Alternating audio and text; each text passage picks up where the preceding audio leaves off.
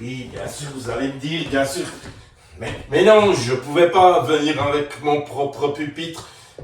Je suis venu à pied. Je pouvais pas traverser la ville avec un pupitre sous le bras. Pourquoi pas? Parce qu'on m'a retiré le permis de conduire, si vous voulez le savoir. Pourquoi? Parce qu'un jour, il faisait nuit, j'entrais à la maison, j'étais fatigué, je piquais du nez comme ça. D'un coup, j'entends quelqu'un qui ronfle.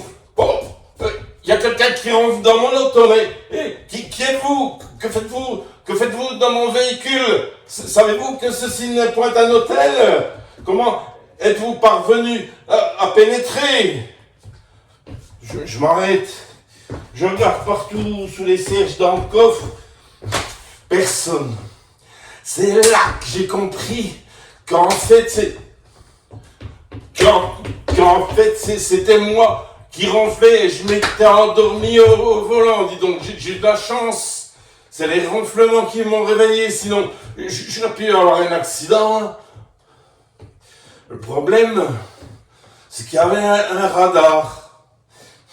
Oui, les radars, d'accord, ça sert à mesurer les excès de vitesse. Mais ça mesure aussi les insuffisances de vitesse. Mettons qu'il repère une voiture qui roule à 20 à l'heure sur l'autoroute. Oula, mais ça c'est peut-être bien quelqu'un qui est en train de s'endormir au volant, qui se dit, le radar. Alors il vous flash. Mais il ne vous attrape pas tout de suite. Il envoie le flash à l'administration. Et puis l'administration, elle vous envoie des lettres. Comme quoi il y a tant à payer en dédommagement du préjudice subi par le gouvernement. Moi aussi, je disais que ça veut bien y faire au gouvernement que je trouve dans ma bagnole ou à la maison. Hein? De quoi je me mêle.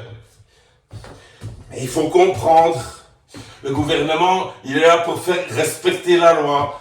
Et la loi, c'est que c'est interdit de dormir quand on conduit, voilà. Alors, il vous envoie des lettres pour vous tirer les oreilles, pour vous rappeler la loi, que c'est interdit. Il vous envoie des lettres et aussi, comme quoi il y a tant à payer, alors, parce que ça, il fait des frais pour écrire. Il faut payer le gars qui écrit les lettres, il faut payer le gars qui colle les timbres, et puis le facteur, et puis les radars. Réparer les radars, parce que les radars, ils brûlent. Tout ça, ça fait des frais, alors ils vous envoient des lettres. Mais moi, j'ai jamais reçu de lettres. Puis un jour, longtemps après cette histoire, je pensais même plus longtemps après, on cogne à ma porte. Oui, j'ai pas de sonnette. Le niveau de qualité musicale proposé par les marchands de sonnettes est d'une médiocrité, mais désolante. Hein. Donc on cogne à ma porte. J'ouvre. Oui, monsieur, bonjour. Cube, maître Cube, huissier de justice. Oh, qu'est-ce qu'il y a eu? Monsieur, vous êtes accusé. Qu'est-ce que j'ai fait? Vous êtes accusé de réception. Lettre recommandée avec accusé de réception. Mise en demeure. Titre exécutoire sous 8 jours. Signé là. Mise en demeure, mais il n'y a pas besoin de m'accuser de réception pour que je reste à la maison. C'est là que j'habite, je ne veux pas me sauver. Bon, l'huissier, lui, il s'en fout, c'est pas son problème. Il est payé pour délivrer les assignations. Après, les gens, ils en font ce qu'ils veulent, ça ne les regarde pas. C'est déjà bien gentil de sa part de faire la commission pour ce qui doit être payé, le pauvre.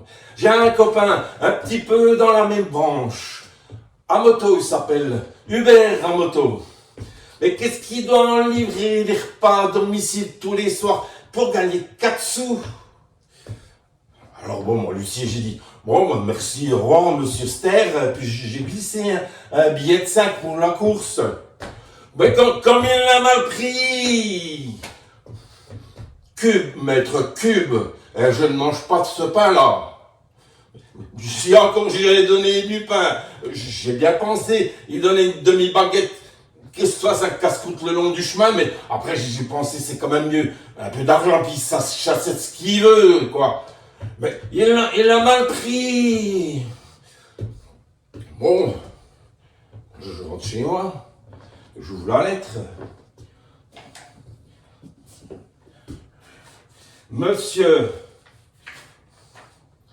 malgré qu'on vous l'a déjà réclamé 3-4 fois, vous restez redevable à ma caisse de la somme de 50 € que si vous les auriez payés tout de suite, vous seriez tranquille. Mais non, monsieur veut faire le malin, et maintenant ça lui fait 69 € avec les pénalités de retard à payer sous 8 jours en application de l'article 257 du rôle 532 du livre des procédures fiscales. Mais j'ai jamais reçu la lettre, moi, monsieur. C'est pas que je veux pas payer, mais j'ai jamais reçu les lettres. Je veux pas le savoir. Si, ça s'écrit comme ça. Hein. Si vous ne comprenez pas pourquoi ça vous tombe dessus, vous pouvez toujours essayer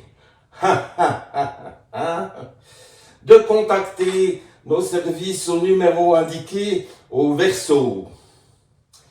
Ils savent même que je suis du verso. Ça, c'est pour vous dire, on sait tous sur vous, pas la peine de vous débiner, vous êtes fichés. Mettons, quand j'étais petit, que je sois né, une semaine avant, eh ben, ils m'ont écrit, vous pouvez toujours contacter nos services au numéro indiqué au Capricorne. Bon, n'importe comment, il faut que je sache. Il faut que je téléphone à l'administration. Il faut que je sache qu'est-ce que c'est qu'il faut. Il faut que j'appelle l'administration. Mais ça me fait un peu toujours comme ça. Quand je dois appeler l'administration, ça va bien se passer. Ça va aller. Je vais appeler l'administration.